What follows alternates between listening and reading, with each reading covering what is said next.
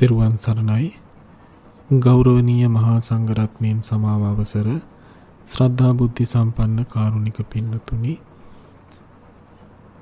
ධම්මසංගණී මාතිකා අධ්‍යයනය පාඩම් මාලාවේ පසුගිය වීඩියෝ අපි අවසන් කළේ කුසලත් එකේට අයිති පළවෙනි පදේ වෙච්ච කුසලා ධම්මා කියන පදෙහි කුසලා කියන පළමු වචනය පිළිබඳව අර්ථය දීර්ඝ වශයෙන් සාකච්ඡා කිරීමෙන් ඉන් අනතුරු අපි යොමු වෙන්නේ කුසලා කියන වචනයට පරව තියෙන ධම්මා කියන වචනය පිළිබඳව අධ්‍යයනය කරන්න. එහිදී මේ ධම්ම කියන શબ્දය පරියත්ති සච්ච සමාධි පඤ්ඤා පකති ස්වභාව ශුන්්‍යත පුඤ්ඤ ආපත්ති ඤෙය්‍ය ආදී වශයෙන් විවිධ අර්ථයන්හි යෙදී තිබෙන බව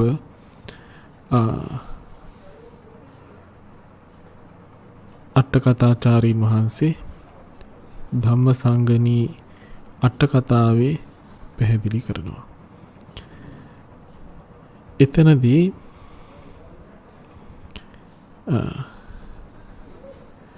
පරියත්ති කියන පදය අරගත්තාම ඉද බික්ඛු ධම්මං පරියාපුනාති සුත්තං ගේයං ආදී වශයෙන් අංගුත්තර නිකාය පංචක නිපාතේ පඨම ධම්ම විහාරි සූත්‍රාදීෙහි දැක්වෙන පරිදි එතන ධම්මං කියලා කියන්නේ නවංග සත්තු ශාසනය නැත්නම් ත්‍රිපිටක ධර්මය, ස්වකහාත වූ ත්‍රිපිටක ධර්මය. අද ධම්ම කියන වචනේ ඇහිච්ච ගමන් බොහෝ දෙනෙකුගේ සිතට පැමිණෙන්නේ මේ ත්‍රිපිටක ධර්මය. එතකොට ඒ ත්‍රිපිටක ධර්මය නැත්නම් පරියත්ති ශාසනය හඳුන්වන්නත් ධම්ම කියන වචනය භාවිතා කරනවා. ඊළඟට දිට්ඨ ධම්මෝ විදිත ධම්මෝ ආදී වශයෙන් අම්බට්ඨ සූත්‍රයේ දීඝනිකායේ අම්බට්ඨ සූත්‍රයේ සඳහන් වෙන පරිදි එතන ධම්ම කියන වචනේ භාවිතා වෙලා තියෙන්නේ සත්‍ය කියන අර්ථයෙන්. ඊළඟට දීඝනිකායේ මහා ප්‍රධාන සූත්‍රයේ සඳහන් වෙනවා ඒවං ධම්මා තේ භගවන්තෝ ආදී වශයෙන්. එතන ධම්මා කියන පදේ යෙදලා තියෙන්නේ සමාධිය හඳුන්වන්න. ඊළඟට ජාතක පාළියේ වාරින්දද ජාතකේ යස්සේ තේ චතුරෝ ධම්මා වාරින්ද යතා තව සච්ඡන් ධම්මෝ දිති චාගෝ දිට්ඨංසෝ අතිවත්තති කියන තැන ප්‍රඥාව හඳුන්වන්න තමයි ධම්ම කියන වචනේ භාවිතා වෙලා තියෙන්නේ. ඊට පස්සේ අංගුත්තර නිකායේ තික නිපාතේන සුකුමාල සූත්‍රයේහි ජාති ධම්මා ජරා ධම්මා අතෝ මරණ ධම්මිනෝ ආදී වශයෙන් දැක්වෙන තැන ප්‍රකෘති හැඳින්වීමට ප්‍රකෘතිය දෙක ප්‍රකෘති ස්වභාවය හඳුන්වන්නට ධම්ම කියන පදය භාවිතා කරලා තියෙනවා. ඊළඟට මේ ධම්මසංගණී ප්‍රකරණය අපි දැන් මේ කතා කරන තැන උදාහරණයක් දීලා තියෙන්නේ අටකථාචාර්යින් වහන්සේ ධම්මසංගණී ප්‍රකරණේ කුසලා ධම්මා ආදී වශයෙන් කියන තැන ස්වභාව ධර්ම හඳුන්වනවා. ඊළඟට ධම්මසංගණී ප්‍රකරණයේම තස්මින් කෝපන සමේ ධම්මා හෝති ආදී වශයෙන් ශුන්්‍යත වාරයේහි ධම්මා කියලා සඳහන් කරන්නේ සත්ත්ව පුද්ගල ආත්ම ස්වභාවයෙන් හිස් බව හඳුන්වන්න එතන ධම්ම කියන වචනේ ශුන්්‍යත අර්ථයෙන් භාවිතා කරලා තියෙනවා. ඊළඟට පුඤ්ඤ නැත්නම් පින හඳුන්වන්න ධම්මෝ සුචින්නෝ සුඛමාවහාති ආදී වශයෙන් සංයුත්ත නිකාය අක්ක සංයුත්ත ආලවක සූත්‍රයේ සඳහන් වෙනවා එතන ධම්ම කියලා සඳහන් කරන්නේ පින. ඊළඟට පාරාජික පාළියේ අනියත නිर्देशේනවා ද්වේ අනියතා ධම්මා ආදී වශයෙන්. එතන ධම්මා කියලා කියන්නේ ආපත්‍ති. එවැත් වලට ධම්ම කියන වචනේ භාවිතා වෙලා තියෙනවා. ඊළඟට සබ්බේ ධම්මා සබ්බාකාරේන බුද්දස්ස භගවතෝ ඥානමුකේ ආපාතං ආගච්ඡanti ආදී වශයෙන් දැක්වෙනකොට එතනදී මහා නිर्देश පාළියේ පසුර සූත්‍ර නිर्देशෙහි දැක්වෙන පරිදි එතන ධම්මා කියලා සඳහන් කරන්නේ ඥානය. මේ විදිහට ආකාර 10ක් පෙන්වා දී තිබෙන අට කථාචාර්යන් වහන්සේ ඥානය කියන පදයේ සමා වෙන ධම්ම කියන පදයේ භාවිතා වෙන ආකාරය විවිධ අර්ථවල විශේෂයෙන් ත්‍රිපිටකය තුල. ඊළඟට මේට අමතරව මෝහ විච්ඡේදනීයදී ඒ කියන්නේ චෝලිය කස්සප ස්වාමීන්ද්‍රයන් වහන්සේ විසින් සම්පාදනය කරපු මෝහ විච්ඡේදනීයේ ධම්මසද්දෝ පනායම් පරියත්ති හේතු ගුණ නිස්සත්ත නිජීවතාදීසු දිස්සති ආදී වශයෙන් පරියත්ති හේතු ගුණ නිස්සත්ත නිජීව කියලා අර්ථ 4ක යෙදෙන බව දක්වලා තියෙනවා. එතනින් පරියත්ති කියන එක මේ වෙනකොට අපි සාකච්ඡා කළා. හේතු සාකච්ඡා කළේ නැහැ. ගුණ කියන එක අපි සාකච්ඡා කළේ නැහැ. නිස්සත්ත නිජීව කියන එකෙන් කියවෙන්නේ ශුන්්‍යත කියන අර්ථයමයි. එතකොට හේතු වශයෙන් එතනදී සාකච්ඡා කරලා තියෙන්නේ කොහොමද කියලා දක්වනවා උන්වහන්සේ. ධම්මං පරියාපුනාති සුත්තං ගේයං ආදී වශයෙන් එතන අංගුත්තර නිකාය චතුක්ක නිපාතයෙන් උපුටගෙන පෙන්නනවා. එතනත් ඒ සඳහන් වෙනවා. පරියත්‍ය හඳුන්වන්නට භාවිතා කරලා තියෙනවා මේ ස්ථානයේදී ධම්ම කියන පදය.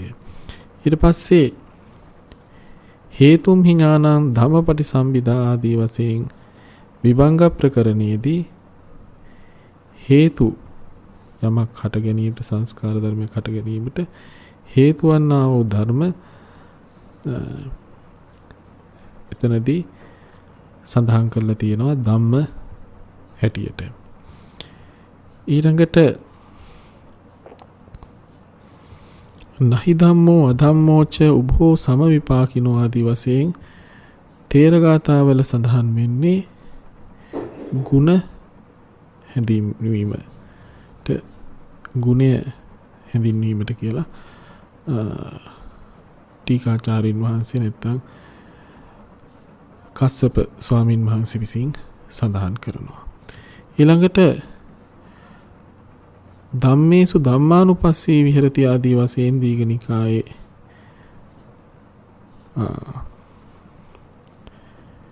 සතිපට්ඨාන මහා සතිපට්ඨාන සූත්‍රයේදී නිස්සත්ත නිජීවාර්ථයෙන් යෙදිලා තියෙනවා කියලා තෙරුන් වහන්සේ ඉදිරිපත් කරනවා. ඒ අතරින් ස්වාමින් වහන්සේ අපිට නිර්දිෂ්ට කරන්නේ ස්වායමිදාපි නිස්සත්ත නිජීවාය සමවෙන්න නිස්සත්ත නිජීවතාය මේව වට්ටති. මේ ස්ථානයේදී කියන්නේ කුසල ධම්මා කියන ස්ථානයේදී නිස්සත්ත නිජීවිතාර්ථයෙන් තමයි ධම්මා කියන පදේ ගැනීම සුදුසු වන්නේ කියලා නිර්දිෂ්ට කරනවා. එම අර්ථය අරගන්න. ඊළඟට මේ ප්‍රත්‍යෝත්පන්න ධර්ම හඳුන්වන්නටත් යෝ ධම්මං පස්සති සෝ පටිච්ච සමුප්පාදං පස්සති ආදී වශයෙන් මජ්ක්‍ධිම නිකාය මූල පණ්ණාසකේ මහා හත්තිපදෝපම සූත්‍රයේදී සඳහන් වෙනවා. එතන ධම්ම කියලා සඳහන් කරන්නේ ප්‍රත්‍යෝත්පන්න ධර්ම. ඒ වගේම අභ්‍යාකතෝ ධම්මෝ කුසලස්ස ධම්මස්ස ආරම්මන පච්චේන පච්චයෝ නිබ්බානං ගෝත්‍ර බුස්ස වෝදානස්ස මග්ගස්ස ආරම්මන පච්චේන පච්චයෝ ආදී වශයෙන් ප ဋ ාණ ප්‍රකරණේ සඳහන් වෙන තැන එතන අභ්‍යාකතෝ ධම්මෝ කියලා සඳහන් වෙන්නේ. ඊට පස්සේ ඔය එතන ඒ අභ්‍යාකතෝ ධම්මෝ කියලා සඳහන් වෙන තැන ධම්ම කියන පදයෙන් සඳහන් වෙන්නේ ප්‍රත්‍ය ධර්මයේ හඳුන්වන්න. එතකොට එයම තමයි අර හේතු අර්ථයේත් සඳහන් වුණේ හේතුම්හි ඥානං ධම්ම පටිසම්භිදා යනුවෙන්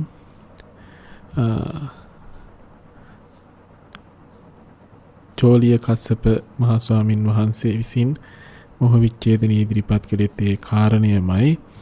එතකොට මේ විදිහට මේ අර්ථ දෙකෙත් ධම්ම කියන පදයේ ධම්ම කියන શબ્දය භාවිතා වුණු බව අපිට මුණ ගැහෙනවා ත්‍රිපිටකය තුල.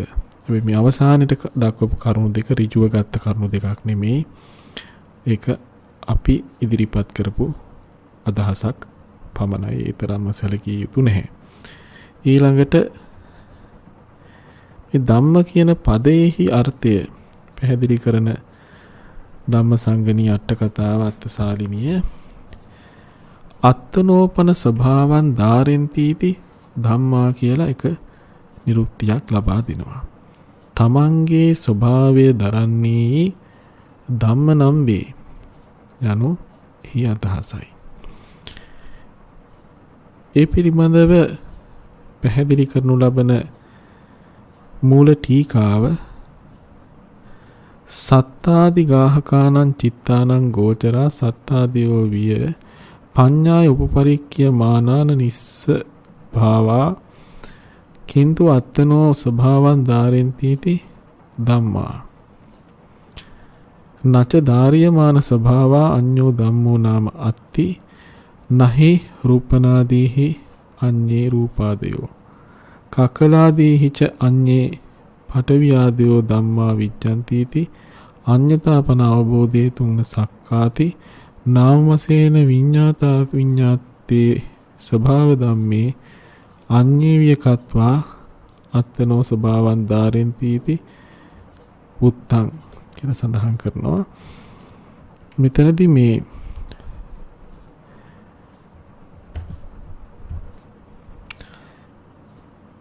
කියවෙන්නේ මේ කාරණේදී සත්වාදී වශයෙන් සත්තාදි ගාහකානං චිත්තානං ගෝචරා සත්තාදයෝ විය. අර වජිරාතෙරණින් වහන්සේ පැවසපු විදිහට යතාහි අංග සම්භාරා හෝති සත්තෝ රතෝ ඉති ඒවං කන්දේසු සන්තේසු හෝති සත්තෝති සම්මුතේනි. රූප වේදනා සංඥා සංකාර විඥාන කියන මේ ස්කන්ධ පංචකයේ එක්රැස් වුණු තැන සත්ව කියලා ප්‍රඥප්තියක් ගොඩනගෙනවා. හැබැයි ඒ ප්‍රඥප්ති ධර්මය ඊටා විශාලව වැටහුණාට සිතට ගෝචර වුණාට ප්‍රඥාවෙන් නැවත නැවත විමසා බලනකොට එහි ඇත්තෙන්ම එවැනි සත්වයාය කියන ස්වභාවයක් දරන පරමාර්ථ ධර්මයක් මුණ ගැසෙන්නේ නැහැ. මෙන්න මේ තමයි මේ සත්ව ස්වභාවය දරන්නේ කියලා දෙයක් මුණ ගැහෙන්නේ නැහැ. ඒක නිසා සත්වයා පුද්ගලයා ජීවයක් ඒ වගේම ගහගල පර්වත ස්ත්‍රිය පුරුෂයා දෙවියා මනුෂ්‍ය ආදී වශයෙන් මේ කියන ප්‍රඥප්ති ධර්ම සිතට මහත්සේ වැටුණාට මෙන්න මේ මේ ස්වභාවයේ ඒ ධර්ම දරනවා කියලා ස්වභාව ලක්ෂණයක් පෙන්වන්නට බැරි අපරමාර්ථ නැත්තම් පරමාර්ථ නොවූ ප්‍රඥප්ති ධර්ම පමණයි. නමුත් එහෙම නැතුව තමන්ගේ ස්වභාවය දරන නිසා ධර්මයෝ ධම්ම කියලා හඳුන්වනවා. නච ධාර්යමාන ස්වභාවා අඤ්ඤෝ ධම්මෝ නාම අත්ති. ඒ ධර්ණ ස්වභාවයෙන් තොර වූ වෙන කිසිම ධර්මයක් ඇත්තේ නැහැ. නැත්තම් ධර්මයක් මුණ ගැහෙන්නේ අපිට කිසියම් වූ තමන්ගේ ස්වභාවයක් නොදරන සෑම ධර්මයක්ම තමන්ට අයත් වූ ස්වභාව කියන්නේ තමන්ට භාව කියන්නේ ලක්ෂණයක්, තමන්ට අයිති ලක්ෂණයක් නොදරන ධර්මයක් අපිට මුණ ගැහෙන්නේ නැහැ. නහි රුප්පනාදීහි අඤ්ඤේ රූපාදයෝ කක්කදලාදීහිච අඤ්ඤේ පඨවියාදයෝ ධම්මා විජ්ජಂತಿ. ඒ වගේම රුප්පනාදී ලක්ෂණයන්ගෙන් තොර රූපයක් අපිට මුණ ගැහෙන්නේ. ඒ වගේ විඥාන ලක්ෂණයෙන් තොර විඥානයක් අපිට මුණ ගැහෙන්නේ. කක්කල ලක්ෂණාදියෙන් තොර වූ පඨවි ආදී ඒ රූපේ ප්‍රභේද ගත ධර්මයන් අපිට මුණ ගැහෙන්නේ නැහැ. එතකොට පරමාර්ථ ධර්ම සමූහයක් යොදන්න කතා කළත් එතනදී පරමාර්ථ ධර්ම සමූහෙම දැන් අටවිසි රූපේම රූපණ ලක්ෂණයෙන් යුක්ත නිසා රූප ගණයට තමයි අයත් වෙන්නේ. එතකොට රූපේ මේ රූපණ ලක්ෂණය තියෙනවා. රූපණ ලක්ෂණයෙන් තොර වූ රූපයක් අපිට මුණ ගැහෙන්නේ නැහැ. ඒ වගේම පඨවි ධාතු ආදිය ගත්තාම හි ප්‍රභේද ඒට අයිති ස්වභාවයක් තියෙනවා කක්කල ලක්ෂණය. ඒට අයිති ස්වභාවය වෙනත් ධර්මයක මුණ ගැහෙන්නේ නැහැ. ආපෝ ධාතුවේ තියෙන ආබන්ධන ලක්ෂණය. ආපෝ ධාතුවේ කක්කල ලක්ෂණය පිහිටන්නේ නැහැ. තේජෝ ධාතුවේ තියෙන උෂ්ණ ලක්ෂණය නුසුම. එතකොට එය පඨවි ආපෝ දෙකේ මුණ ගැහෙන්නේ නැහැ. මේ විදිහට තමන්ට අයිති ස්වභාවයක් විද්‍යාමාන වෙනවා මේ ධර්මයේ තුල. හැබැයි ඒ බඳු ස්වභාවයක් නැති ධර්මයක් අපිට මුණ ගැහෙන්නේ නැහැ. අඤ්ඤතාපන අවබෝධයේ තුන සක්කාති නාම වශයෙන් විඤ්ඤාතා විඤ්ඤාතේ ස්වභාව ධම්මේ අඤ්ඤේ විය කତ୍වා අත්නෝ ස්වභාවං ධාරින්තිති උත්තං. ඒ කියන්නේ වෙන ආකාරයකින් මේක ප්‍රකාශ කරන්න නොහැකි නිසා විඤ්ඤාතා ඒ කියන්නේ මේ විදිහට කර්කස ලක්ෂණයෙන් යුක්ත පඨවි ධාතුව, ආබන්ධන ලක්ෂණයෙන් යුක්ත ආපෝ ධාතුව, රූපන ලක්ෂණයෙන් යුක්ත රූපය, වේදිත ලක්ෂණයෙන් යුක්ත වේදනා ස්කන්ධය ආදී වශයෙන් පෙන්වා දෙනකොට නම් වශයෙන් පෙන්වා දෙනකොට දැනගන්නා ලද ධර්ම වශයෙන් නමුත් ඒ ආකාරයෙන් පහසුවෙන් ගෝචර වෙන්නේ නැති අවිඤ්ඤාත. විඤ්ඤාත කියලා කියන්නේ ලක්ෂණ වශයෙන් වැටහෙන, අවිඤ්ඤාත කියන්නේ ධර්ම වශයෙන් නොවැටහෙන. ලක්ෂණයක් වශයෙන් තමයි මේ වටහා ගන්න පුළුවන් එකක් අනිකකින් වෙන් කළා. නැතුව මේකේ ධර්ම ස්වභාවය මෙන්න මේ හැඩය ඇති, මෙන්න මේ වගේ මෙහිමයි කියලා අපිට වටහා ගන්න අපහසුයි, ගෝචර වෙන්නේ. ඒ නිසා අවිඤ්ඤාත කියලා සඳහන් කරනවා. මෙන්න මේ එක්පසකින් විඤ්ඤාත අනිත් පැත්තෙන් අවිඤ්ඤාත ස්වභාව ධර්මයන් අරගෙන ස්වභාව ධර්ම අනෙකක්සේ දක්වමින් අත්තනෝ ස්වභාවං ධාරින්තිතියි කියන ලදී. ඒ කියන්නේ ලක්ෂණය තියෙන්නේ වෙනම ලක්ෂණය පිටින් තියෙන දෙයක් ධර්මයේ වෙනම තියෙන දෙයක් හැටියට අරගෙන කතා කළාට එහෙම දෙකක් නෙමෙයි මේ ලක්ෂණය ඒ පඨවි ධාතු ආදී එහෙම පවතිනවා. මේ අවබෝධ කරවීමේ පහසුව තකා තමයි මේ විදිහට අත්තනෝ ස්වභාවන් ධාරෙන්ති इति ධම්මෝ තමන්ගේ ස්වභාවය දරන නිසා ධම්ම නම් වෙනවා කියලා සඳහන් කළේ. එතකොට පඨවි ආපෝ තේජෝ වායෝ පස්ස වේදනා සංඥා චේතනා ආදී ගත්තහම තම තමන්ට අයත් යම් කිසි ස්වභාවයකින් එකක් අනිකකින් වෙන්කොට දැක්විය හැකි ස්වභාව ධර්ම වශයෙන් නැත්තම් විද්‍යාමාන වශයෙන් පවතින දේවල් වලට කියනවා ධම්ම කියලා. එහෙම නැති දේවල් තමයි සත්ත්ව පුද්ගලාදී දේවල්. ඒවා මහත්සේ වැටහුණාට ප්‍රඥාවෙන් පරීක්ෂා කරලා බලනකොට එහෙම වෙන් වූ තම තමායත් ලක්ෂණ වලින් එකක් අනිකකින් වෙන් කරන්න නොහැකි අප්‍රකට ධර්ම බවට අප්‍රකට කරුණු බවට පත් වෙනවා. මේ තමයි එක අර්ථයක් ධම්ම කියනකොට. ඒ කියන්නේ තමන්ගේ ලක්ෂණයකින් අනිකකින් වෙන්ව හැඳින්විය හැකි ස්වභාව වශයෙන් විද්‍යාමාන වශයෙන් පවතින ධර්ම. ඊළඟට පච්චේහි ධාරියන්ති इति ධම්මා. ප්‍රත්‍ය විසින් උසුලු ලබන්නේ ධම්ම නම් වේ. ඒ කියන්නේ ප්‍රත්‍යෝත්පන්න ධර්ම. ප්‍රත්‍යෝත්පන්න ධර්ම හරියට උස්සගෙන ඉන්නවා වගේ, කෙනෙක් තව දෙයක් උස්සගෙන ඉන්නවා වගේ ප්‍රත්‍ය ධර්මයන් විසින් තමයි උපදවන්නේ. ප්‍රත්‍ය ධර්මයන් විසින් තමයි පවත්වන්නේ. ඒක හරියට දෙයක් තව දෙයක් මත යැපෙනවා වගේ. එතකොට මේ ප්‍රත්‍යෝත්පන්න ධර්ම එහෙම ප්‍රත්‍ය ධර්ම මත යැපෙන ධර්ම. එය පෙන්වන්නේ එම ප්‍රත්‍යෝත්පන්න ධර්ම පෙන්වන්නේ පච්චේහි ධාරියන්ති इति ධම්මා යනුවෙන් මේ නිරුක්තිය නිර්වචනය පෙන්වනවා. එතකොට මේ නිර්වචනයට අයත් වෙන්නේ හේතු ප්‍රත්‍යයෙන් හටගත්ත සංස්කාර ධර්ම පමණයි. ඉතින් ටීකාවෙත් දක්වනවා මූල ටීකාවේ සප්පච්චය ධම්මේසු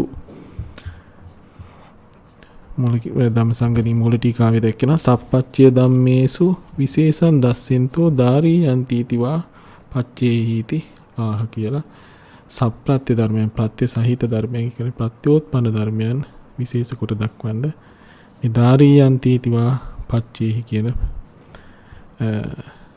නිරුක්තිය දැක්වුවයි කියලා. ඊළඟට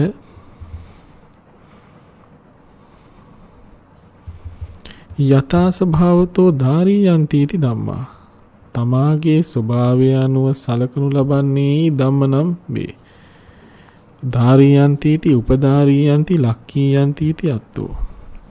කියන්නේ තමන්ගේ ස්වභාවය අනුව සලකනු ලබන මෙන්න මේ ස්වභාවය ඇති ධර්ම. මේ ස්වභාවය, මේ කර්කස ස්වභාවය ඇති ධර්ම. මේ ආබන්ධන ස්වභාවය ඇති ධර්ම. මේ පුසන ස්වභාවය ඇති ධර්මයේ කියලා තමන්ගේ ස්වභාවයෙන් ප්‍රකට වෙන හින්දා එවැකේම නුවණින් සලකනු ලබන හින්දා අවධාරණය වෙන හින්දා ප්‍රකට වෙන හින්දා ඒ ධර්ම හඳුන්වනවා.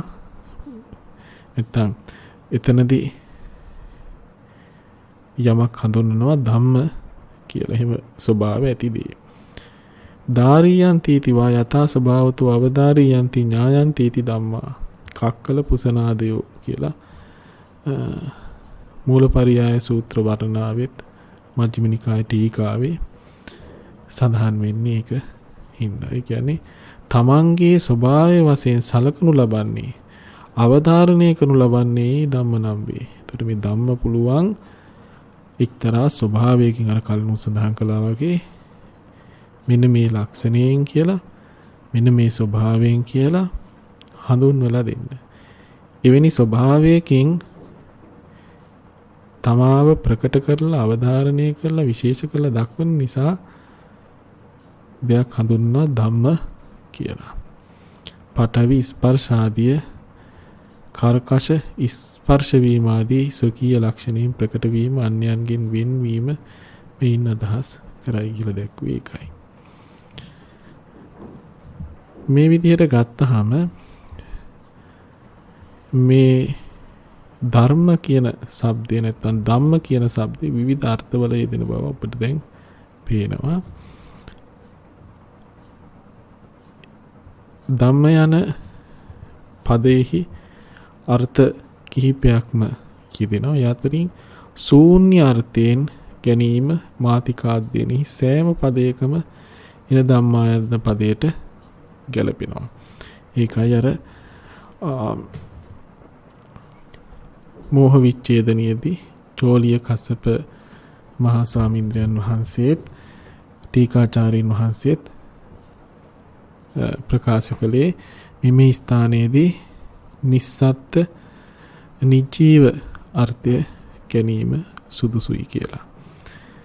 ශූන්‍ය අර්ථය anu සත්ව පුද්ගල ආත්ම ස්වභාවයෙන් හිස් වූ නිස්සත්ත්‍ය නිජීව පරමාර්ථ ධර්මයක් කියන අර්ථය. එසේම ධම්ම යන පදෙහි අර්ථ වශයෙන් දක්වන ලද අත්තනෝ ස්වභාවං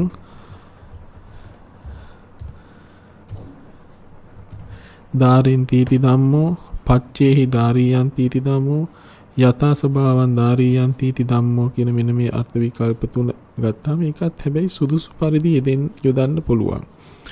මේකත් හැබැයි අපගේ අදහසක් ඒ තමයි නිර්වාණය සංග්‍රහ වන පදවල මේ අතරින් දෙවැනි අර්ථ විකල්පය අපිට යොදන්න බෑ. මොකද පත්‍යයන්ගෙන් දරා සිටින අර්ථයෙන් ධම්ම කියලා නිර්වාණය ගන්න බෑ. මොකද නිර්වාණය ප්‍රත්‍යෝත්පන්න ධර්මයක් නෙමෙයි ඒක. නිවන ප්‍රත්‍යයන්ගෙන් සකස් වෙච්ච සංකත ධර්මයක් නෙමෙයි. ඒකට අසංකත නිර්වාණය යෙදෙනවා නම් යම්කිසි මාතිකා පදයක එතන මේ දෙවැනි අර්ථ විකල්පය පච්චේහි ධාරියන්ති इति ධම්මෝ කියන එක යොදා ගන්න බෑ. අනික් තැන්වල මේ තුනම යොදා ගන්න පුළුවන්. ඒ කියන්නේ නිර්වාණයේ යෙදෙන තැන්වලත් අත්තනෝ ස්වභාවං ධාරෙන්ති इति ධම්මෝ යථා ස්වභාවං ධාරියන්ති इति ධම්මෝ කියන අර්ථ දෙකෙන් තමන්ගේ ස්වභාවය දරන්නේ නිර්වාණෙත් තියෙනවා. පරමාර්ථ ධර්මයක් විදිහට තමන්ට ඇති අර නිබ්බුත ස්වභාවය නිවෙන ස්වභාවය. එතකොට අසංකත ස්වභාවය. මේ කියන ස්වභාවයන්ගෙන් නිර්වාණයත් යුක්ත වෙනවා. එතකොට නිර්වාණයේ ලක්ෂණය ඇති නිසා නිර්වාණයත් ඒ අර්ථකථනින් ගන්න පුළුවන්. ඒ වගේම යථා ස්වභාවං ධාරෙන්ති इति ධම්මෝ කියන අර්ථ විකල්පයත් එහි යොදා ගන්න පුළුවන්. නමුත් අපි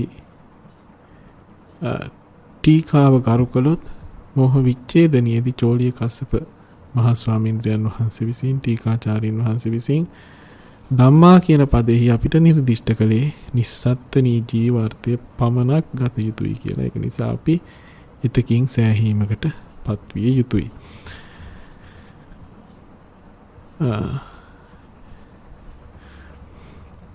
ඒ අනුව යම් කුසල්ද වෙන දැන් අපි ධම්ම කියන පදය සාකච්ඡා කළා. එතකොට ඒට పూర్වයේ දුනා කුසලා කියන පදේ. එතකොට කුසලා ධම්මා කියන මේ දෙක ගත්තහම කුසල්ද වන ධර්මද වන යම් ධර්ම කොටාසයක් වේ නම් අන්න ඒ ධර්ම හඳුන්වනවා කුසලා ධම්මා කියලා. මෙය අභිධර්ම භාවනා ග්‍රන්ථයේහි ග්‍රන්ථ අංක 1 අතිපූජනීය නායුවනේ අරිය ධම්ම නාහිම්පාණන් වහන්සේ මේ සියල්ල කැටි කරලා කෙටියෙන් අර්ථ විග්‍රහ කරනවා. කුසලා ධම්මා කියන්නේ අනවද්‍ය ඉෂ්ට විපාක දීම ලක්ෂණ කොට ඇත්තා වූ නිස්සත්ත්‍ය නිජීව පරමාර්ථ ධර්මය කියලා. එතකොට අභිධර්ම භාවනා ග්‍රන්ථයේහි තා කෙටියෙන් සියල්ල කැටි කොට දක්වන ලද එම අර්ථකථනය තමයි අපි විස්තර වශයෙන් මෙහි මේ සාකච්ඡා කරන ලද්දේ. එතකොට මේ විස්තර අර්ථය හිතේ තබාගෙන තමයි අපි මේ කුසල ධර්ම අධ්‍යයනය සඳහා යොමු වෙන්නට ඕනේ.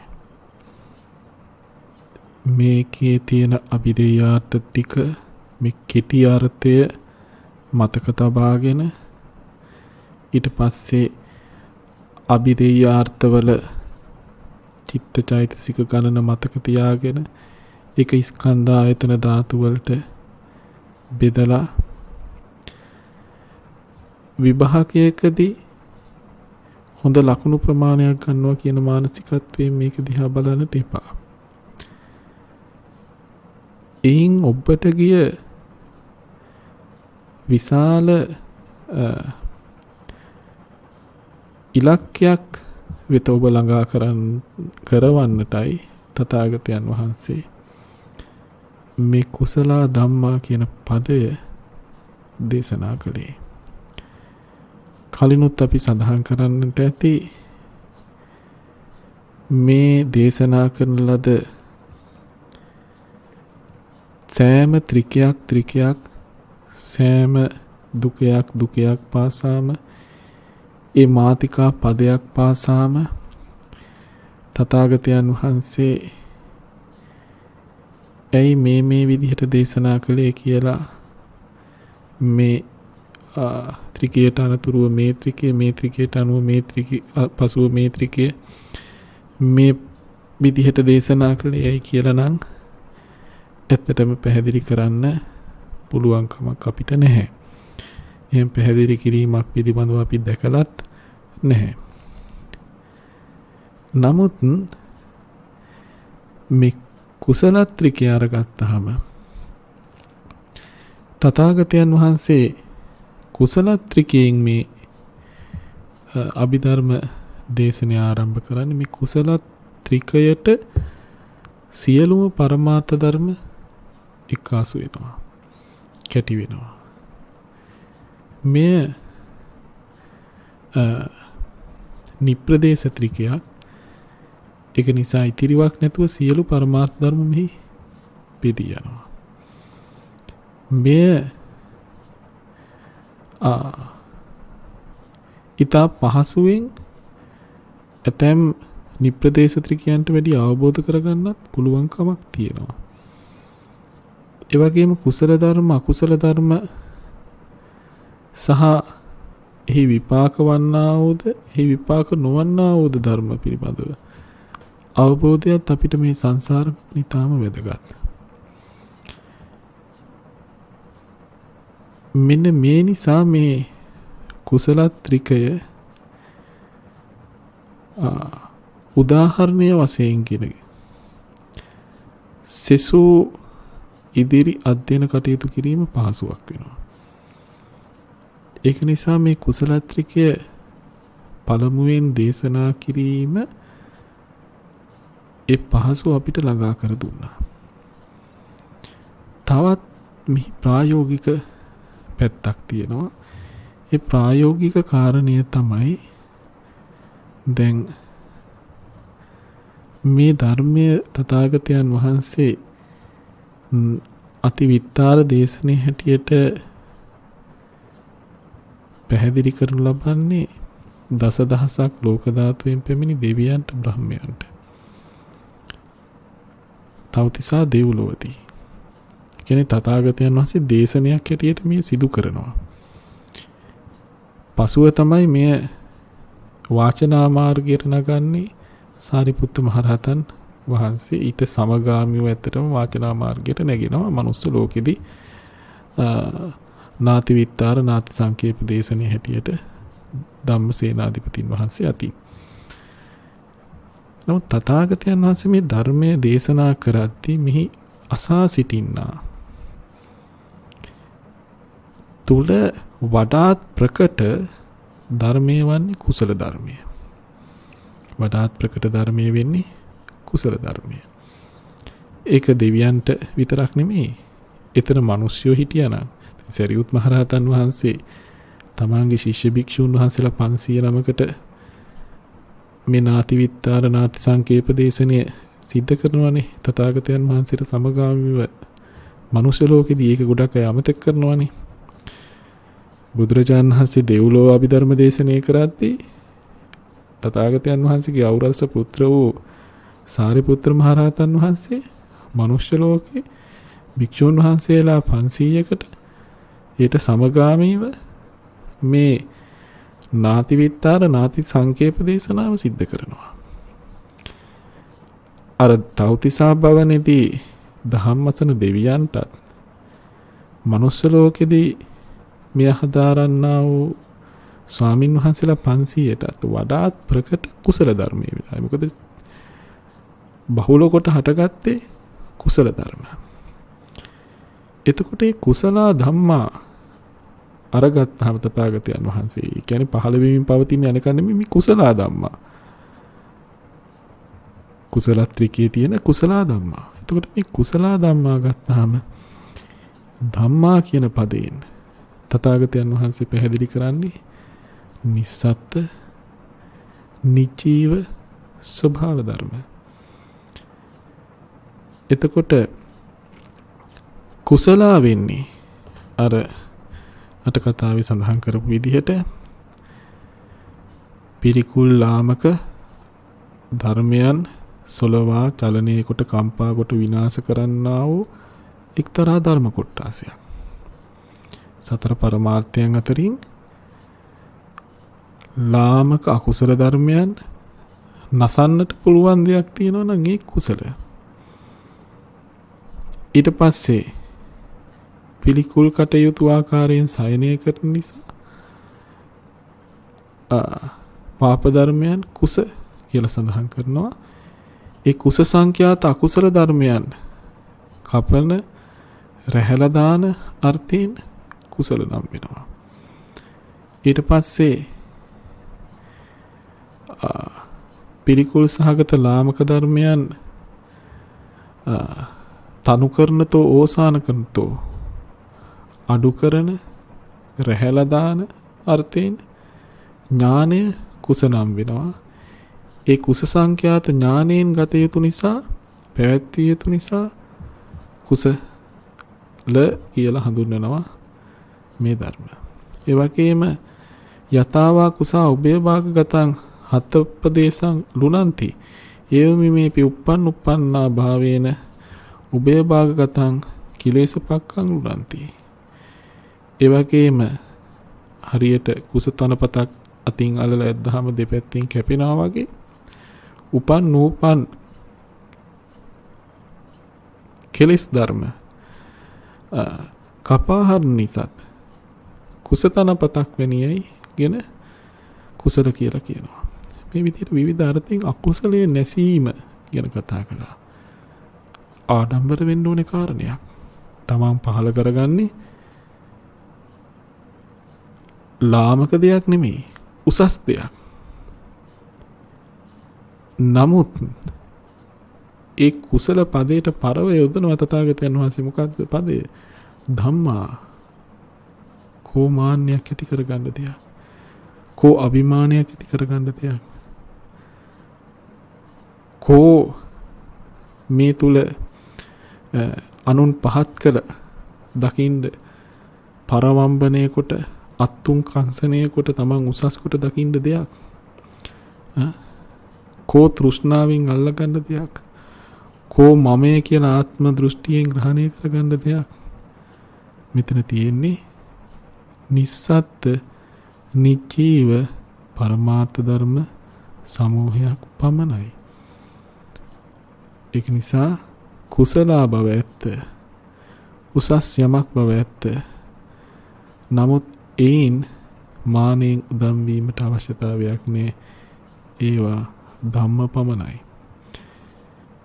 හේතු ප්‍රත්‍යයෙන් හටගෙන හේතු නිරෝධයෙන් නිරුද්ධ වෙලා යන ධර්ම සමූහයක් පමණයි. නිසා කුසල ධම්මා කියලා තථාගතයන් වහන්සේ පැහැදිලි කරනවා. එතකොට මේ කුසල ධම්මා කියන කාරණය තුල විපස්සනා වට අසන්නා බර කරනවා. නාම රූප පරිච්ඡේදයට අසන්නා බර කරනවා. එතකොට අර දෙව්ලොව දෙවියෝ මනුෂ්‍ය ලෝකයේ අර ස්වාමින් වහන්සේලා කුසල ධම්මා කියන පදය විග්‍රහ කරන අහගෙන ඉන්නකොට ස්වසන්තානෙහි මේ කුසල ධර්ම මතුවෙනවා පේනවා මේ ලක්ෂණයන්ගෙන්. තමන්ගේ සිතේ කාමච්ඡන්ද ව්‍යාපාද තීන මිද්ද උද්ධච්ච කුක්කුච්ච විචිකිච්ඡා කියන නීවරණ ධර්ම පහ වෙලා ගිහිල්ලා. ලෝභ දෝෂ මෝහ කියන අකුසල මූල යටපත් වෙලා ගිහිල්ලා. අලෝභ අදෝස අමෝහාදී කුසල මූලයන්ගෙන් යුක්ත කුසල ධර්ම සාගරේ ජලකඳසේ රළ පහත් රසේ නැවත නැවත නැවත නැවත උපදින බව පෙනෙනවා. හැබැයි ඒ උපදින සියලු ධර්ම මමය කියා මානය ඇති කරගන්නවත්, මගේය කියා තෘෂ්ණාව ඇති කරගන්නවත්, මගේ ආත්මයයි කියා දෘෂ්ටි ඇති කරගන්නවත් පුළුවන් දේවල් නෙමෙයි. මොකද මේ ධර්ම ස්වභාව ධර්ම මාත්‍රයක් පමණයි. ඒ තුල මේ මමයේ කියා පනවන්න පුළුවන් දෙයක් නැහැ. තථාගතයන් වහන්සේට තමන්ගේ සවන් යොමු කිරීම නිසා, තථාගතයන් වහන්සේ නැමැති සත්පුරුෂයන් වහන්සේගේ හඬ ඇසීම නිසා, పూర్ව භාගයේ තමන් පුහුණු කරගත්තා වූ ඒ භාවිත సంతානිය නිසා දැන් මේ කුසල ධර්ම මොකද වෙන්නේ? තමන්ගේ సంతානි පහළ වෙනවා.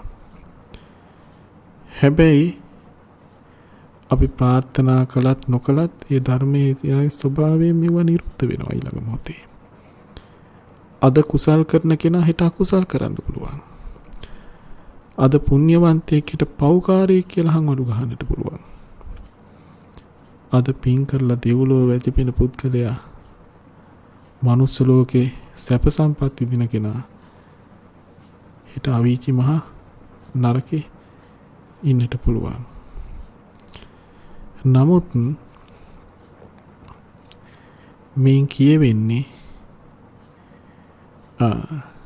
මේ කාරණේ සඳහන් වෙන්නේ කුසල කියලා ඇති කරගන්න දේ තුල තණ්හා දෘෂ්ටි මානයන්ගෙන් ප්‍රපංච නොකළ යුතුයි. මඤ්ඤණා නොකළ යුතුයි. මේ හුදෙක් අපි දකින්න ඕනේ එක්තරා නාම ධර්ම සමූහයක් හේතු ප්‍රත්‍යයෙන් හටගත්තා වූ නාම ධර්ම සමූහයක් හැටියට. ඒ නාම ධර්ම හේතු භංගා නිරුච්චති හේතු නැතිවීමෙන් නැති වෙලා යනවා. නැවත හේතු සකස් වුණාම කුසලයක් හට ගන්නවා. ඒ කුසලයේ හේතු නිරුද්ධ වීමෙන් ඉතිරි නැතුව නිරුද්ධ වෙලා යනවා.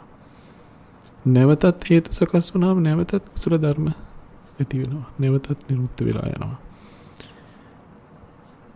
ඒ නිසා මේ ඉපිද නිරුද්ධ වෙමින් යන චිත්ත චෛතසික ධර්ම සත්වයේ හැටියට, පුද්ගලයේ හැටියට, මම හැටියට දකින්න නැති තැන කෙනෙකුට මේ නාම ධර්ම රූප ධර්ම වෙන් කර දකින්න පුළුවන් තැන මේ කුසල් මම කරගන්නේ නැතිව, මගේ කරගන්නේ නැතිව, ආත්මය කරගන්නේ නැතිව දකින්න පුළුවන් තැන ඔහුට කුසල ධර්ම කරන කොටගෙන අකුසල ධර්ම පහළ වෙන්නේ. කුසලෝ ධම්මෝ කුසලස්ස ධම්ම අකුසලස්ස ධම්මස්ස ආරම්මන පච්චේන පච්චයෝ උපනිස්සය පච්චේන පච්චයෝ ආදී වශයෙන් කුසල් දහම් අකුසලයට හේතු වන්නේ නෑ ඔහුට. කුසලයේ පිළිබඳව විශාල අවබෝධයක් ඇති වෙනවා. ඒක නිසා මේ කුසල ධම්මා කියන පදය අප ඉගෙන ගන්නට ඕනේ. යම් කාමාවචර වශයෙන් කුසලයක් ඔබේ සිතට මතුවෙනවා නම්, රූපාවචර අරූපාවචර කුසලයක් ඔබට ඇති වෙනවා නම්, ලෝකෝත්තර කුසල ගැන නම් මෙහෙම සිතෙන්නේ නැහැ කිසි කෙනෙකුට. එහෙම ස්වභාවයක් ලෝකෝත්තර ධර්ම වල නැති නිසා. නමුත් ලෞකික කුසල ධර්මයන් චිත්තසංතානෙ පහළ වෙනකොට ඒ පිළිබඳව තණ්හා දෘෂ්ටි මානයන්ගෙන් නොබලා උසස් ධර්මයක්. ලෝකයේ පරමාර්ථ වශයෙන් ගත්තාම අප විසින් උපදවා ගත යුතු ධර්ම කොටාසයක්. හැබැයි එය මේ සංසාර ගමනේ කෙලවර නෙමෙයි. කුසල ධර්මයනුත් අතහරින්න වෙන දවසක් අපිට එනවා. එතෙක් අපි මේ කුසල ධර්මයන් පහුර වගේ නිවනට යන්නට නැවත නැවත උපදවා ගත යුතුයි. නමුත් ඒ ධර්ම නිස්සත්ත්‍ය නිජීව පරමාර්ථ ධර්මයන් බව දත යුතුයි. සිහියෙන් අවතියෙන් සිටිය යුතුයි. ඒ සඳහා තමයි මේ කුසල ධම්මා කියන පදේ වැදගත් වෙන්නේ. එතකොට ඉදිරියේදී අපි මේ කරුණු හදාරනකොට මේ කුසල ධම්මා කියන අර්ථය සහිතව ඉගෙන ගන්න. මේ ඉගෙන ගන්න කුසල ධර්මයෝ මෙන්න මේ ලක්ෂණයන්ගෙන් කුසල නම් වෙනවා. මෙන්න මේ ලක්ෂණයන්ගෙන් ධර්ම නම් වෙනවා. මේ තමයි කුසල ධර්ම.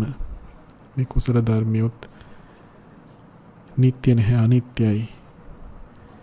මේ කුසල ධර්මියොත් හේතු ප්‍රත්‍යයෙන් හට අරගෙන හේතු නැති කල්හි නිරුද්ධ වෙලා යන පරමාර්ථ ධර්ම සමූහයක් කියන අවබෝධයෙන් යුක්තව නිරන්තරයෙන් සිටින්නට ඒ ඔබට මඟ පෙන්වාවි.